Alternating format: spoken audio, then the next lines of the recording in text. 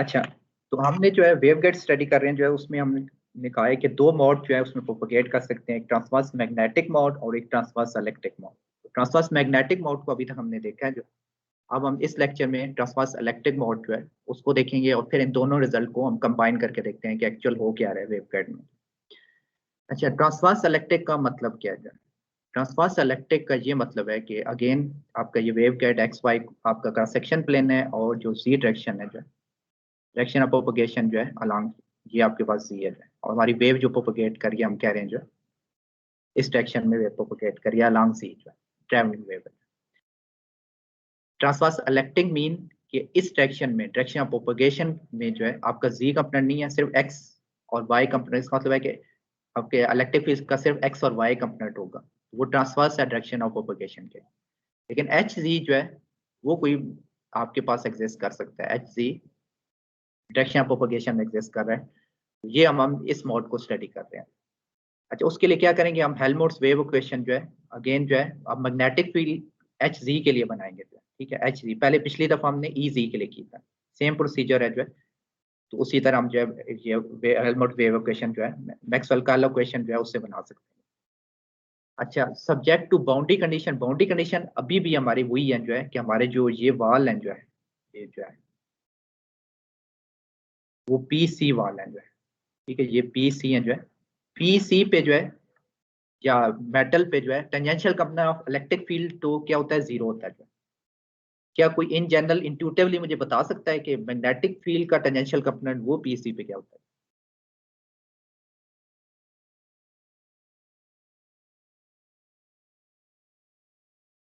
ये है तो टेंजेंशियल ना वैसे, बाय द वे। ये देखें, ये जो वाल है जो है, यानी टॉप वाल पे देखें, ये एच जी है जो है, जी की तरफ जो है ये टेंजेंशियल होगा, टॉप वाल पे भी, बॉटम पे भी, साइड पे भी, और ये इस वाल पे भी। ये टेंजेंशियल मैग्नेटिक फील्ड है, तो इंट्यूटिवली कोई बता सकता है कि क्या होना चाहिए? तो इट टर्न्स आउट दैट के आपके पास इलेक्ट्रिक फील्ड अगर उसका टेंजेंशियल कंपोनेंट जो है अगर पी सी पे या मेटल पे जीरो होता है जो है, तो मैग्नेटिक फील्ड का मैक्सिमम होता है। तो उसका मतलब क्या है कि फिजिकली इंट्यूटिवली जो है बगैर सॉल्व किए ये सारी क्वेश्चन जो है, पिछली दफा जो सोल्यूशन आया था उसमें क्या थे, दो साइन टर्म आई थी, अगर आपको याद हो, तभी तो इलेक्ट्रिक फील्ड जीरो होता है ना। इस दफा इंट्यूटिवली मैं ये एक्सपेक्ट करता हूँ विदाउट सॉल्विंग एनीथिंग कि आपके पास कोसाइन टर्म आनी चाहिए, एक्स में भी और वाई में भी। देखते हैं कि अभी क्या होता है।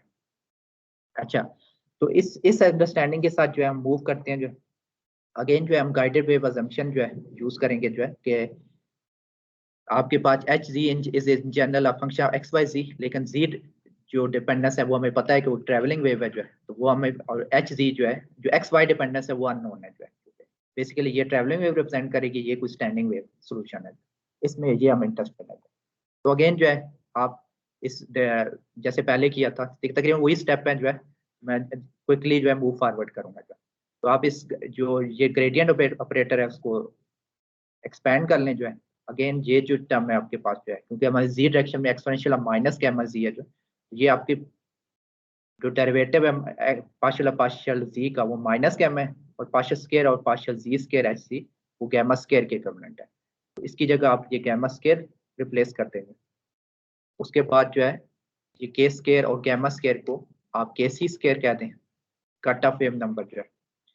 और फाइनली जो है एच जी जो है, क्योंकि हमें पता है जो है स्मॉल एच जी जो कि अननोन है, और एक्सपोनेंशियल माइनस के जी, ये अगर सब्स्टिट्यूट करें जो है इधर जो है, तो एक्सपोनेंशियल टर्म कट जाएंगे जो है, तो आपका ये इक्वेशन बन जाएगी जो basically Helmholtz Helmholtz wave equation है जो है, लेकिन सिर्फ क्रॉस सेक्शन में हम सॉल्व कर रहे हैं, ठीक है, क्योंकि स्मॉल एच जी है। इसको हमने सोल्यूशन करना है। सोल्यूशन करने के लिए अगेन हम सेम स्ट्रेटजी यूज करेंगे जो कि हमने ट्रांसवर्स मैग्नेटिक के लिए किया था। क्या किया था, कैसे सॉल्व किया था इसको? Second order partial differential equation है, इसको कैसे सॉल्व कर सकते हैं? कौन सा मेथड यूज किया था हमने?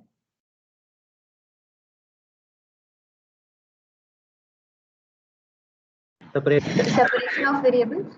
ठीक है, सेपरेशन ऑफ वेरिएबल, जिसमें हम ये कहते हैं कि एच सी जो है, ठीक है, जो है which is a function of both X and Y can be represented as a product of a function which is we are denoting it with capital X, which is only a function of X variable, and another function we are denoted it with capital Y, which is only a function of Y.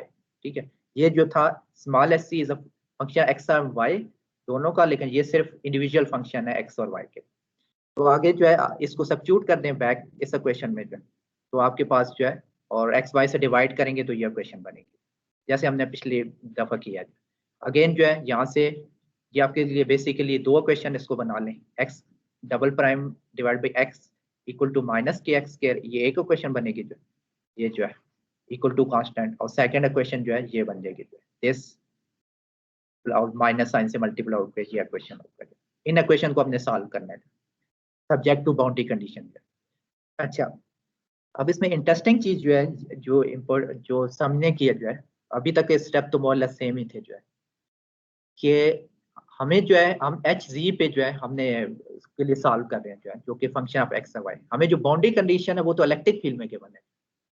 Electric field हमें पता है कि electric field जो है, अगर आप गौर करें हमें ये पता है कि इलेक्ट्रिक फील्ड जो है, पहले तो हम ई पे हम बाउंड्री कंडीशन लगाई थी ना पिछली दफा जो है, इस दफा ई पे लगा सकते हैं कि नहीं?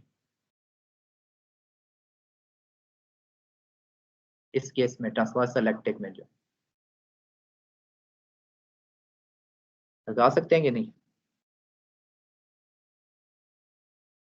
वो तो आसान हो गया था ना, देखें इधर इजी था, हमने टेंजेंशियल कहा था कि इस लेफ्ट वॉल पे, ये राइट वॉल पे, टॉप पे, बॉटम पे, इजी पे हम लगा सकते हैं कि नहीं?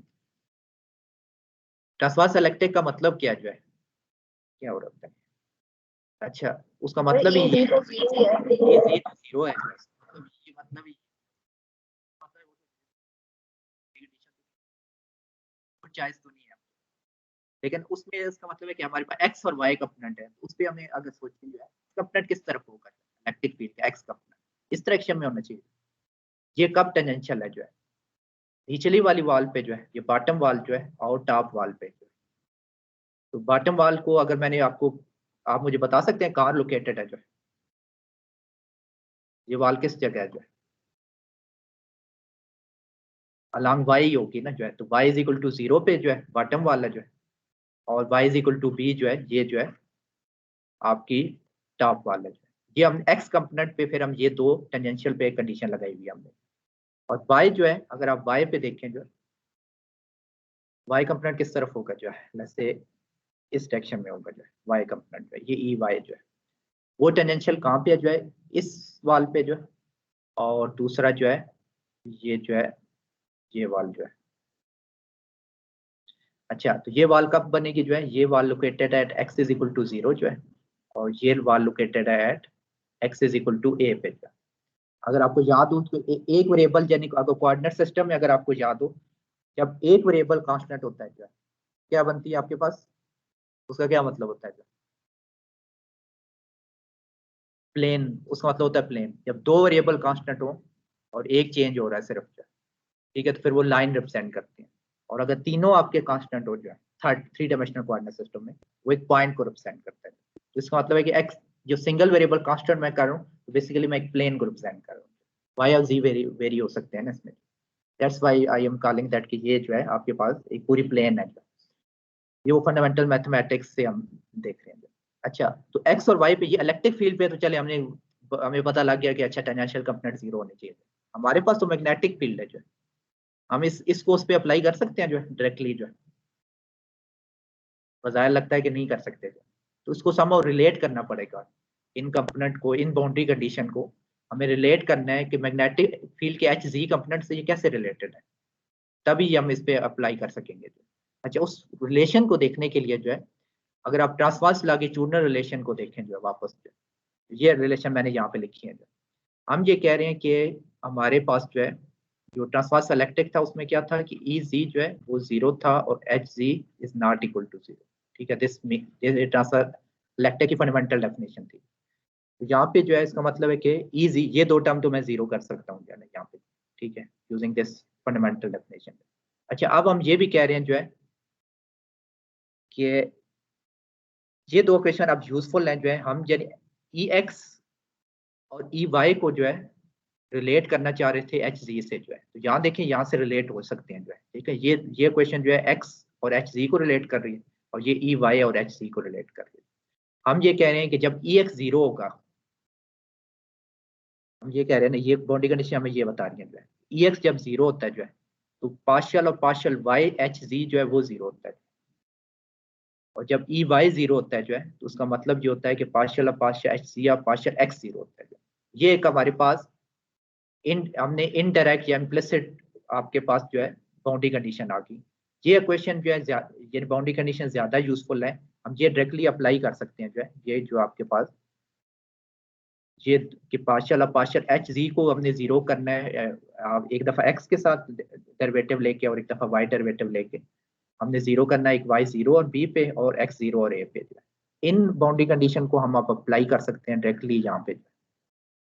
बाय द वे इसका ये भी आप सिंपली इसको यूं भी लिख सकते हैं जो है small H G equal to zero at Y is equal to zero and B. ये दो कंडीशन बनेगी और ये X H G is equal to zero at वहाँ पे X is equal to zero and A जो है। ठीक है, तो ये इक्वेशन आपने अप्लाई करनी है इस पे जो है। जनरल सोल्यूशन है एच जी का जो है वो जैसे पिछले केस था वो यही था, जनरल सोल्यूशन ये होते हैं आपके पास।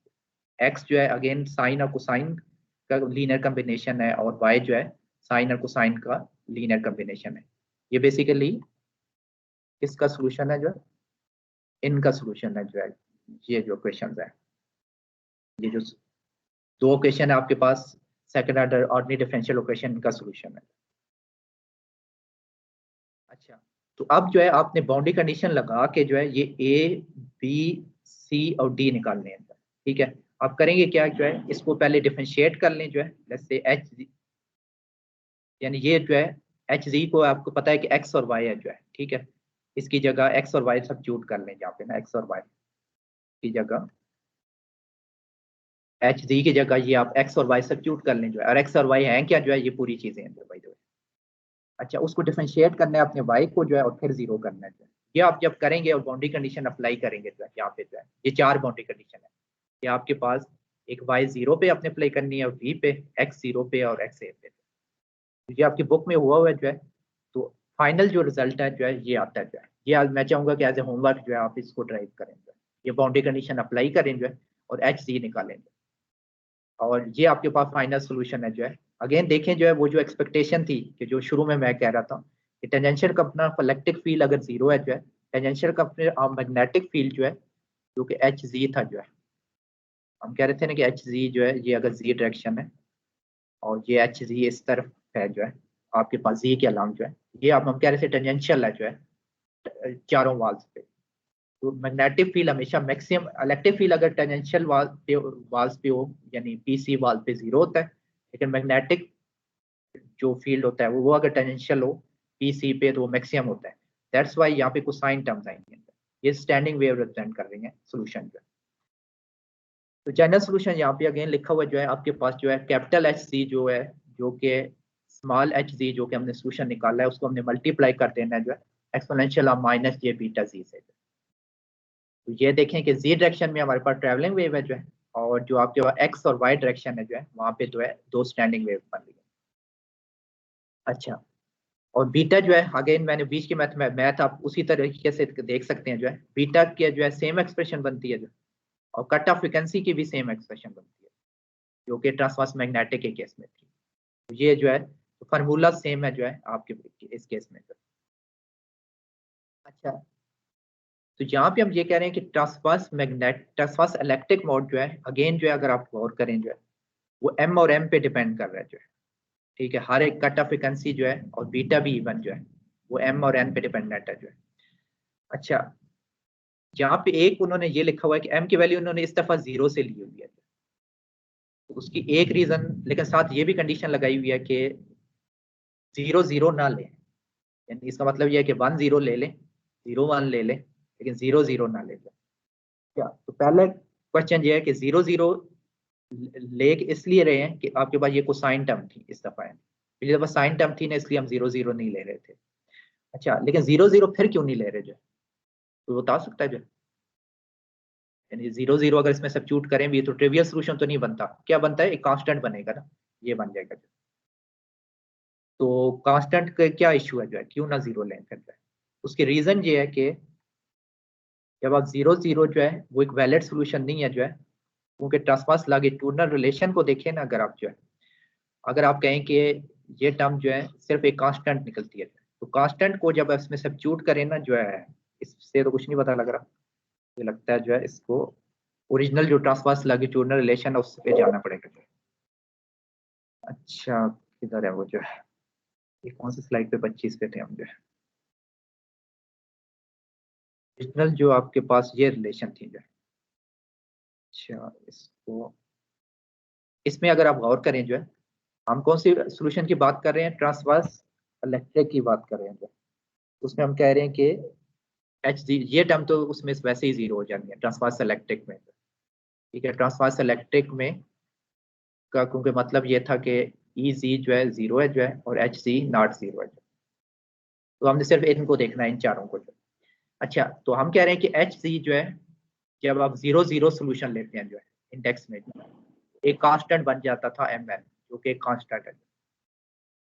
अब कांस्टेंट अगर है जो है, तो कांस्टेंट अगर सब्स्टिट्यूट करें ना इसकी जगह पे और डेरिवेटिव लेंगे जो, तो आपके पास कांस्टेंट का डेरिवेटिव जीरो होता है, उसका मतलब ये भी जीरो हो जाएगा, ये भी जीरो, ये भी जीरो और ये भी जीरो।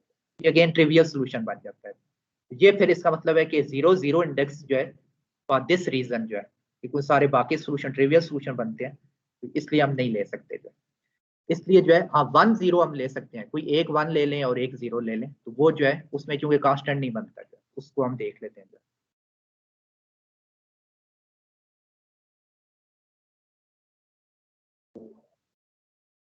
कौन से स्लाइड पे थे, 25 पे जो। अच्छा तो हमने जो है ये वाला सोल्यूशन जो है ये सोल्यूशन जो है कि जो जीरो जीरो वाला सोल्यूशन है, यानी टी एम एन मॉड हम कह रहे हैं जो है, हम कह रहे हैं कि transverse electric M N mode हो सकते हैं जो, लेकिन T E zero zero mode जो है हम कह रहे हैं डज नॉट एग्जिस्ट जो है। ठीक है, उसकी रीजन ये है कि जब जीरो जीरो सब्स्टिट्यूट करते हैं तो आप इसमें, तो आपका कांस्टेंट हो जाएगा जो है, जब कांस्टेंट होगा तो फिर आपके पास वहां पे ट्रिवियल सोल्यूशन बनता है। अब वन जीरो आप ले सकते हैं, वन जीरो लेस से अगर ले लें या जीरो वन ले लें जो, उसमें ये होगा ना कि एक ऐसे वन जीरो के केस में ये टर्म को साइन ही रहेगी पूरी, और ये टर्म पूरा जीरो हो जाएगी। लेकिन वो चूंकि कांस्टेंट नहीं होगी, विद रिस्पेक्ट टू एक्स या वाई रहेगा जो, तो फिर आपका उसका यानी वो फंडामेंटल इशू नहीं होगा। अच्छा अब मुझे ये बताएं, ये क्वेश्चन हमने पिछली दफा भी देखा था कि ट्रांसवर्स मैग्नेटिक में हमारा जो लोएस्ट ऑर्डर मॉड था या लोएस्ट कट ऑफ फ्रीक्वेंसी की जो मॉड था, वो T M one one mode निकाला था, अगर किसी को याद हो तो। अब ट्रांसवर्स इलेक्ट्रिक के केस में जो है, हम कह रहे हैं कि लोएस्ट ऑर्डर जो है या लोएस्ट कट ऑफ फ्रीक्वेंसी वाला जो मोड है जो है, वो कौन होना, क्या होना चाहिए जो है, एम और एन की क्या वैल्यू होनी चाहिए।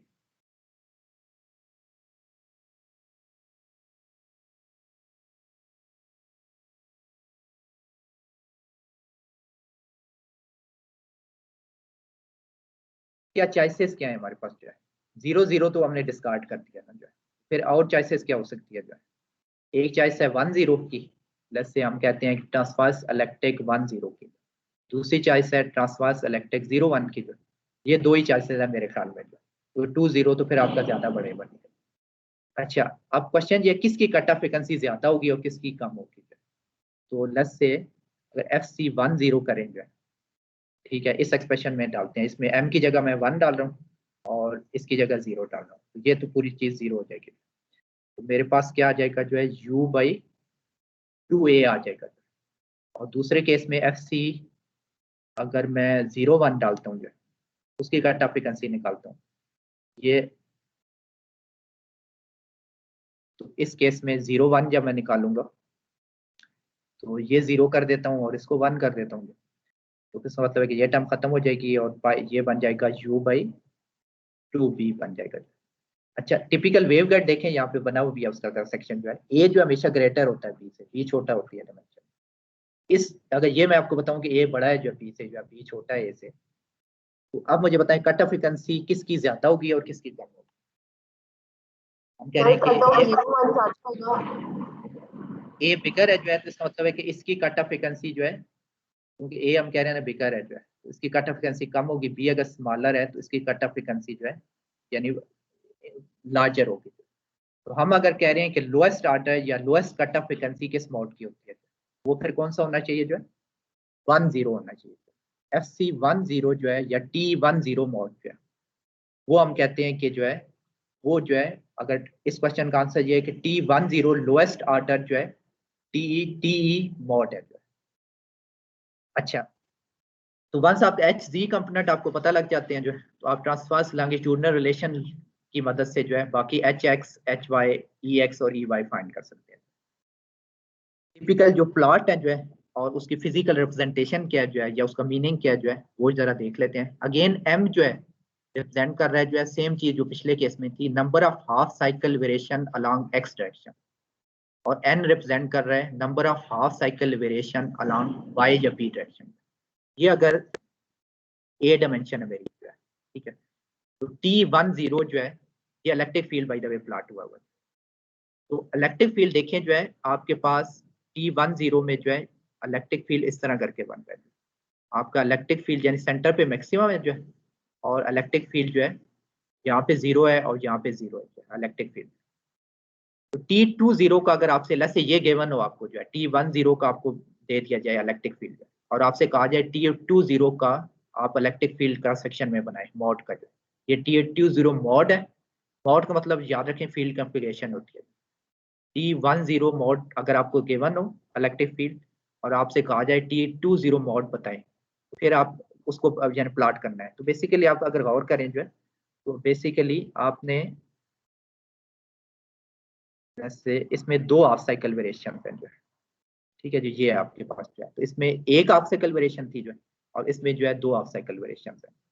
टू का और है किस टाइम में, ये पहला इंडेक्स ये बता रहा है कि ए के अलांग जो है दो वेरिएशन होनी चाहिए।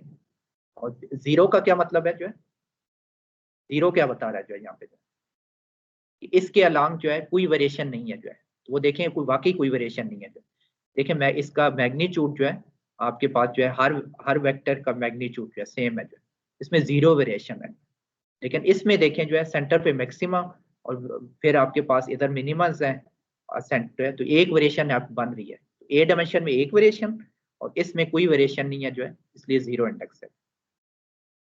तो आपसे ये क्वेश्चन भी शायद पूछा जा सकता है कि जो है क्लास से अगर ये गिवन हो और ये ट्रांसवर्स इलेक्ट्रिक है तो उसका मॉड इंडेक्स बता दें। तो आप सिंपली देखेंगे कि ये ए डायमेंशन है, उसमें आप देखेंगे अच्छा एक वेरिएशन बन रही है, तो अच्छा ये 1 होना चाहिए जो है इसका इंडेक्स। और बी डायमेंशन जो है इसमें तो एक जैसे ही एरो है, आपकी कोई वेरिएशन नहीं है जो है, तो आपके पास 0 होना चाहिए। ठीक है, तो अगर दूसरा क्वेश्चन ये हो सकता है कि 10 गिवन हो और T20 पूछी जाए और 02, इसी तरह मैग्नेटिक फील्ड के भी सिमिलर इसी तरह आप देख सकते हैं जो है, उसमें भी जैसे 10 में एक वेरिएशन है, 20 में इसमें दो वेरिएशन है। अच्छा, ये समरी है फिर आपके पास जो है ट्रांसवर्स मैग्नेटिक और ट्रांसवर्स इलेक्ट्रिक जो है आपके पास मोड्स की। तो इलेक्ट्रिक फील्ड जो है इसमें ट्रांसवर्स मैग्नेटिक में साइन टाइप की वेरिएशन थी आपके पास स्टैंडिंग वेव्स, और डायरेक्शन ऑफ प्रोपगेशन जो है जी में थी। ट्रांसवर्स इलेक्ट्रिक के केस में जो है एच जी की जो वेरिएशन थी जो है वो टेंजेंशियल था, उसकी कोसाइन टाइप वेरिएशन थी जो टेंजेंशियल मैग्नेटिक फील्ड मैक्सिमम होता है। और अगेन वो स्टैंडिंग वेव ये दो रिप्रेजेंट कर रहा है एक्स और वाई में ट्रांसवर्स प्लेन में, और ई जी रिप्रेजेंट कर रहा है जो है डायरेक्शन ऑफ प्रोपगेशन को। वंस आपको ई जी और एच सी पता लग जाते हैं जो है, सिंपल ट्रांसवर्स लॉन्गिट्यूडिनल रिलेशन को यूज करके बाकी कंपोनेंट आप फाइंड कर सकते हैं। जो बीटा है जो है प्रोपगेशन कांस्टेंट जो है, ये बीटा जो है जो कि यहाँ पे आ रहा है, जो कि बेसिकली डायरेक्शन ऑफ प्रोपगेशन या जी डायरेक्शन में आपके पास बीटा है जो है, वो आपके पास उसकी एक ही फार्मूला है जो है, ठीक है, के स्क्वायर माइनस ये के सी स्क्वायर था बाय द वे। और जो कट ऑफ फ्रीक्वेंसी है जो है उसका फार्मूला भी दोनों के लिए, हाँ ट्रांसवर्स इलेक्ट्रिक हो या ट्रांसवर्स मैग्नेटिक हो, ये जो फार्मूलाज हैं दोनों के लिए वैलिड है। तो ये चलें एक एक यानी एक आसानी है कि आपको एक ही फार्मूला यूज करना होता है।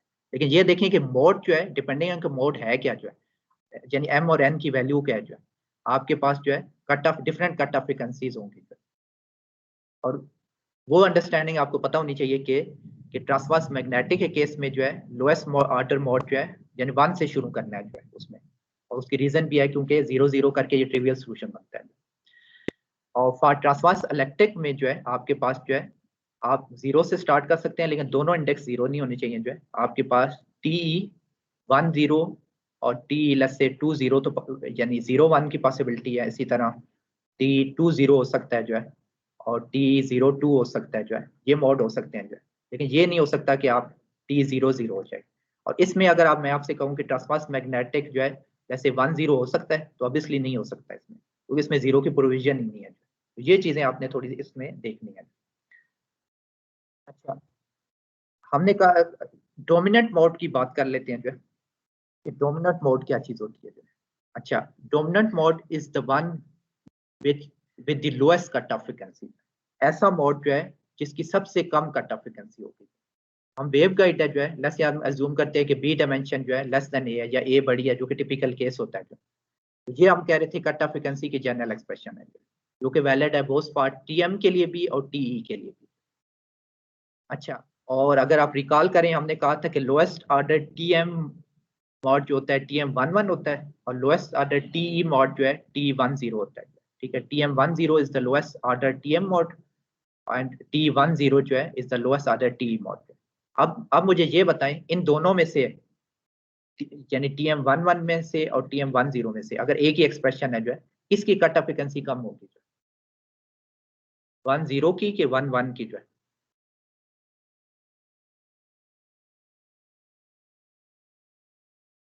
इसमें 1 और 0 में पुट करूं तो एक कट ऑफ फ्रीक्वेंसी नंबर निकाल लूं, और इसमें 1 और 1 पुट करके दोबारा कट ऑफ फ्रीक्वेंसी निकालो, तो किसकी ज्यादा होगी किसकी कम होगी? ऑब्वियसली इसकी 10 की कम होनी चाहिए जो है ना, क्योंकि अदरवाइज उसमें तो दो टर्म है, उसको स्केयर करके फिर आप करेंगे जो 10 का मतलब है जो है, इसका मतलब है कि अगर मैं कहूँ कि डोमिनेंट मोड ऐसा मोड था जिसकी सबसे कम फ्रीक्वेंसी थी, वो फिर T10 मोड है। ठीक है, तो हमारे पास ट्रांसवर्स मैग्नेटिक में लोएस्ट मोड TM11 था, ट्रांसवर्स इलेक्ट्रिक में T10 था। हमने इन दोनों को कंपेयर जब किया तो हमने कहा कि इससे भी कम होनी है जो, तो हम कह रहे हैं कि डोमिनेंट मोड जो है वेवगाइड में T10 मोड है। ये एक इंपॉर्टेंट मोड है जो आपको पता होना चाहिए। अच्छा, ट्रांसवर्स इलेक्ट्रिक या ये डोमिनेंट T10 मोड जो है आपके पास है, उस केस में जब आप 1 और 0 सब्स्टिट्यूट करते हैं जो है, आप HZ जो है आपको याद हो के ट्रांसवर्स इलेक्ट्रिक के केस में दो कोसाइन वेरिएशन थी। 1 का मतलब है कि एक्स के अलॉन्ग जो वेरिएशन है, और 0 का मतलब है कि वाई के अलॉन्ग अब वेरिएशन 0 होगी। तो ये आपके पास HZ फिर ये बन जाएगा सिंप्लीफाई होकर। इससे ट्रांसवर्स लॉन्गिट्यूडिनल रिलेशन में बीटा निकालें तो बीटा की वैल्यू भी सिंपल हो जाएगी जो है, क्योंकि अब m pi by A minus n pi by A था, n 0 हो गया अब जो है। बाय द वे ये आपने याद रखना है कि इस केस में m 1 है जो है और n 0 है जो है। ठीक है, ये मतलब है जो है, ये पहला इंडेक्स m है, दूसरा इंडेक्स 0 है। तो इसमें जब आप वैल्यू सब्स्टिट्यूट करेंगे तो बीटा की एक्सप्रेशन भी सिंप्लीफाई होगी और कट ऑफ फ्रीक्वेंसी की एक्सप्रेशन भी सिंप्लीफाई होगी। और जब ग्रेटर देन FC होंगे जो है, क्योंकि एक तो आपके पास जो है ये जो है वेव प्रोपगेट करेगी जो है, तो उसको हम बीटा से रिलेट कर सकते हैं। और जब आप कम फ्रिक्वेंसी पे होंगे जो है, कट ऑफ फ्रिक्वेंसी से कम पे जो है, फिर अटेन्युएशन होगी, उसको हम अल्फा कह सकते हैं।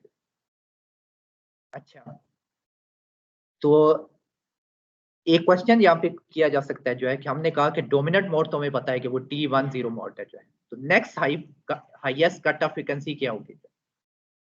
उस केस में जो है लेट्स से अगर हम जो है इसमें हम वैल्यू m और n की वैल्यू डाल सकते हैं जो है, लेट्स से एक दफा m की वैल्यू 2 डाली और n की वैल्यू 0 डाल दी, तो उससे हमने निकाल ली कट ऑफ फ्रिक्वेंसी। दूसरे केस में लेट्स से m की वैल्यू 0 डाल देते हैं और इसमें 1 डाल देते हैं, तो दोबारा कट ऑफ फ्रिक्वेंसी निकाल देते हैं। ये अगर आप कट ऑफ फ्रिक्वेंसी निकालें जो है, तो अगर ये केस कंसिडर करें कि b is less than a/2 जो है, यानी तो उस केस में जो है नेक्स्ट जो मोड बनता है जो है, जिसकी कट ऑफ फ्रिक्वेंसी को प्लॉट कर रहे हैं, ये मोड चार्ट कहलाता है बाय द वे। तो T20 की कट ऑफ फ्रिक्वेंसी यहाँ बन रही है, T10 जो यहाँ बन रहा है, और T01 यहाँ बन रहा है। अच्छा, मैंने कहा था कि वेव गाइड बिहेव करता है as a high pass filter जो है। ठीक है, तो T10 के लिए वो हाई पास फिल्टर, यानी आप जहाँ पे सिग्नल देंगे ना वो आप प्रोपगेट कर जाएंगे। अच्छा, अगर आप सिग्नल यहाँ पे देते हैं लेट्स से जो है, एक ऐसी फ्रिक्वेंसी दें जो है जो कि T10 और T20 जो है, उन दोनों से जो है उसकी एक और हाई पास फिल्टर समझे एक कैस्केड में। यहाँ पे अगर आप फ्रिक्वेंसी देंगे जो है सिग्नल जो है अप्लाइड सिग्नल, फिर T20 भी प्रोपगेट करेगा और T10 भी प्रोपगेट करेगा मोड पे, क्योंकि ये इसके यानी पास बैंड में भी है और इसके पास बैंड में भी है। ये हम यूजुअली अनडिजायर्ड होते हैं, हम वेवगाइड में एक ही मोड प्रोपगेट करना चाहते हैं, तो इसलिए जो है यूजफुल रीजन या उसकी बैंडविड्थ कहेंगे जो है वेवगाइड की, जो है हम ये करते हैं कि T10 से शुरू होकर जो है नेक्स्ट जो भी मोड आएगा जो है, जैसे इस केस में T20 मोड है, उस वो हम वेवगाइड की बैंडविड्थ कहते हैं। हम यानी सिग्नल जो है इस फ्रिक्वेंसी में जो है हम चाहते हैं कि इस अप्लाइड सिग्नल हम इस फ्रिक्वेंसी में अप्लाई करते हैं जो है इस रीजन में। इसी तरह अगर आप b ग्रेटर देन a/2 हो जो है, ठीक है, ये कंडीशन हो तो नेक्स्ट जो आपका कट ऑफ फ्रिक्वेंसी है T01 वो यहाँ पे बन जाता है, लेकिन ये इतना यूजफुल नहीं है, इससे आपकी बैंडविड्थ जो है कम हो जाती है बेसिकली। तो यूजुअली जो है टिपिकल जो चॉइस होती है जो है वो लगते हैं b = a/2 रख रहे होते हैं। तो अच्छा, तो ये बैंडविड्थ का जो है कॉन्सेप्ट है जो है आपके पास कि आपके पास एक ही मोड प्रोपेगेट करना चाहिए जो है, वो रेंज ऑफ फ्रिक्वेंसी जो है। इसके हम प्रॉब्लम सॉल्विंग करेंगे नेक्स्ट में तो होपफुली ज्यादा क्लियर होगा। अच्छा, नेक्स्ट जो है एक आखिरी चीज देख लेते हैं जो, अच्छा, कि डोमिनेंट मोड जो है जिसको हम T10 मोड कहते हैं जो, ठीक है, उसके जो फील्ड है जो है, जैसे आपका ये HZ ये कंपोनेंट है तो आप ट्रांसवर्स लॉन्गिट्यूडिनल रिलेशन यूज करके y कंपोनेंट जो y और x कंपोनेंट निकाल सकते हैं। EX और HX 10 बन जाते हैं, HY जो है सॉरी। तो इसको अगर आप प्लॉट करें जो है इसके फील्ड को जो है, ये कैसा प्लॉट है आपके पास, देखें EY है जो है, y कंपोनेंट एग्जिस्ट करता है जो है, ये देखें ये x है ये y है जो है, तो y के अलोंग जो है ये रेड जो है y के अलोंग है तो EY है जो है, और एक साइन वेरिएशन बन रही है। साइन वेरिएशन का मतलब क्या है जो है कि आपके पास ये 3 एरो का मतलब है यहाँ मैक्सिमम है और यहाँ पे स्पार्स एरो का मतलब है कि मिनिमम है, या इसको इक्विवेलेंटली मैं यूं ही ड्रा कर सकता हूँ कि सेंटर पे मैक्सिमम है, ये इलेक्ट्रिक फील्ड है बेसिकली EY कंपोनेंट जो है, ठीक है, ये जो है साइन वेरिएशन है उसकी। और मैग्नेटिक फील्ड जो है एच उसका एक्स कंपोनेंट है जो है, एक्स कंपोनेंट जो है एक्स के अलोंग होना चाहिए जो, और उसकी जो है तो वो जो है इसलिए एक्स के अलोंग है, ये टिपिकल उसकी फील्ड वेरिएशन है। अच्छा, 3D में देखें अगर ये तो वैसे 3 कंपोनेंट है ना, HZ भी है, EY भी है और HX भी है। तो 3D में अगर इसको देखा जाए उसके लिए ये एनिमेशन प्रॉब्ली यूजफुल होगी जो है। Open with PLC flash. अच्छा, ये देखें जो है ये आपका डोमिनेंट जो T10 मोड है जो है उसमें इलेक्ट्रिक फील्ड और मैग्नेटिक फील्ड का प्लॉट है, एक ट्रेवलिंग वेव है, देखें जी डायरेक्शन में मूव कर रही है। ये जो है ये जो इलेक्ट्रिक फील्ड है यहाँ पे ये शो कर रहा है जो है ये जो सॉलिड लाइन है, और जो सर्कुलर लाइंस हैं जो है जो ये एरोज हैं ये मैग्नेटिक फील्ड को शो कर रहे हैं। ये बेसिकली जो है आप देखें कि आपके पास सेंटर पे मैक्सिमम है इलेक्ट्रिक फील्ड, और इधर जो है साइन वेरिएशन की वजह से यहाँ पे 0 है जो है। और मैग्नेटिक फील्ड जो है उसके क्योंकि 2 कंपोनेंट थे, एक एक्स कंपोनेंट भी है और जी कंपोनेंट भी है, वो बेसिकली एक सर्कल बनता है, फिर वो मैग्नेटिक फील्ड सर्कुलेट करता है ऐसे जो है सर्कल जो है आपके पास, और ये वेव फिर प्रोपेगेट करती है। तो एक दफा और देख लेते हैं, ये इस तरह का आपके पास डोमिनेंट मोड जो है T10 में जो है आपका 3 डायमेंशनली आपकी वेव ऐसे प्रोपेगेट करती है। अच्छा, एक चीज और लोग डिफाइन करते हैं वेव इम्पीडेंस उसे बोलते हैं जो है। अच्छा, उसका पर्पस क्या होता है, पर्पस ये है कि जैसे डोमिनेंट मोड जो कि हमारे लिए सबसे डिजायर्ड मोड है जो है, उसमें देखिए हमने HZ तो हमने निकाल लिया था जो है, उसके बाद ट्रांसवर्स लॉन्गिट्यूडिनल जब रिलेशन हमने यूज की उसमें EY कंपोनेंट आया और HX कंपोनेंट आया। तो एक क्वेश्चन को आप पोज कर सकते हैं कि क्या Y और HX कंपोनेंट जो है क्या आपस में रिलेटेड है, क्या हमें एक पता हो तो क्या दूसरा निकाला जा सकता है। तो इस क्वेश्चन को आंसर करने के लिए जो है जैसे अगर हम डिवाइड करें EY को HX से जो है तो ये नंबर आता है जो है इस तरह का। तो हम जैसे एक डिफाइन कर सकते हैं एक वेव इम्पीडेंस जो है वेव गाइड के केस में जो है, जैसे ZTE जैसे 10 के केस में जो है, तो हम अगर इसका हम इम्पीडेंस क्योंकि आमतौर पे पॉजिटिव होती है तो हम नेगेटिव ऑफ EY और HX डिफाइन कर सकते हैं जो है, ये नंबर आता है। इसका फायदा जो है जब आप ये नंबर निकाल लेते हैं which is equal to omega mu by beta, KZ basically beta है यहाँ पे, या ये नंबर है जो है, तो आपको एक पता हो जैसे EY पता हो तो HX निकाल सकते हैं, HX पता हो तो EY निकाल, इसका मेन पर्पज ये है, ये आपस में रिलेशन है। अच्छा, आखिरी चीज जो है हायर ऑर्डर मोड का क्या मतलब है वेव गाइड में। हमने कहा था कि जो डोमिनेंट मोड है जो है वेव गाइड में वो T10 मोड है, यही सबसे डिजायर्ड मोड है। अच्छा, और साथ में मैंने ये भी बताया था कि अगर आप फ्रिक्वेंसी हाई दे देते हैं कि जो कि मल्टी जैसे T10 मोड की कट ऑफ फ्रिक्वेंसी और T20 मोड की कट ऑफ फ्रिक्वेंसी उनसे आगे की फ्रिक्वेंसी दे देते हैं, फिर दोनों मोड प्रोपेगेट करेंगे। जब आप क्योंकि wave guide at a time जो है मल्टीपल मोड सपोर्ट करता है, वो ट्रांसवर्स इलेक्ट्रिक भी हो सकते हैं और ट्रांसवर्स मैग्नेटिक भी हो सकते हैं, डिपेंड करता है कि आपने फ्रिक्वेंसी क्या दी है जो है वो जो है अगर आपकी कट ऑफ फ्रिक्वेंसी से नीचे है उस मोड के, यानी तो फिर जो है आपको वो मोड प्रोपगेट नहीं करेगा, अदरवाइज प्रोपगेट करेगा। अगर एक से ज्यादा मोड प्रोपगेट कर रहे हो वेवगाइड में, उसको हम एक नाम देते हैं ओवर मोडेड वेवगाइड है, जो कि अनडिजायर्ड है जो है। अनडिजायर्ड क्यों है वैसे, ये कोई बता सकता है जो? ये बताएं और फिर उसके बाद खत्म करते हैं। क्यों हम एक से ज्यादा मोड क्यों नहीं चाहते जो है? क्योंकि अगर आपको याद हो फेज वेलोसिटी जो होती है वो ओमेगा बाई बीटा होती है बाय द वे, और बीटा जो है हम कह रहे हैं कि मोड डिपेंडेंट है, तो हर मोड का एक अपना बीटा होगा यानी जो फेज कांस्टेंट है। अब हम कह रहे हैं कि अगर एक वेव गाइड है उसमें दो मोड प्रोपेगेट करते हैं, एक लेट्स से T10 जो कि डिजायर्ड मोड था, और एक और मोड भी लेट्स से T20 या TM11, ये दो मोड और भी आ गए जो है। तो इसका एक बीटा होगा जो है β10 जो है, इसका अपना एक बीटा होगा β20, और इसका भी अपना एक बीटा होगा β11। अब उसका मतलब ये है कि अगर आप सिग्नल प्रोपगेट करा रहे हैं जो वेव गाइड से, और ओवर मोडेड है वो जो है, उसमें 3 मोड जो है प्रोपगेट कर रहे हैं, तो उसका मतलब है कि हर जो डिफरेंट सिग्नल्स हैं उनकी वेलोसिटी जो है वो डिफरेंट होगी जो है। एज अ रिजल्ट जो है आपके पास जो एंड पे सिग्नल पहुंचेगा दूसरे एंड पे जो है, वो आप उसकी जो है सिग्नल, जैसे आपने एक पल्स ट्रांसमिट किया जो है, तो दूसरे एंड पे उसकी शेप डिस्टार्ट हो जाएगी, जिसको हम डिस्पर्शन कहते थे। इसलिए ये एक अनडिजायर्ड फिनोमेना है। हम चाहते हैं कि एक ही मोड हो, और वो एक मोड कौन सा होना चाहिए वेव गाइड में, जो लोएस्ट कट ऑफ फ्रीक्वेंसी है, और वो डोमिनेंट T10 मोड है। तो नेक्स्ट जो है जो लेक्चर है उसमें हम जो है कुछ प्रॉब्लम सॉल्विंग करेंगे वेव गाइड की जो है। आप ये चीजें थोड़ी देख लें इसको जो है, ताकि हम फिर प्रॉब्लम सॉल्विंग जो सेशन करें जो है, उसमें हम यानी बहुत डिफरेंट जो वेव गाइड के मोड है उनकी कट ऑफ फ्रीक्वेंसी निकालना सीखेंगे जो है, और ये देखेंगे कि अगर एक फ्रीक्वेंसी अप्लाइड सिग्नल दे दें तो कौन कौन से मोड हैं जो प्रोपगेटिंग है, और कौन कौन से मोड हैं जो कि अटेनुएटिंग है। तो ये चीजें हम फिर नेक्स्ट लेक्चर में देखेंगे। आज के लिए मेरे ख्याल में इतना काफी है।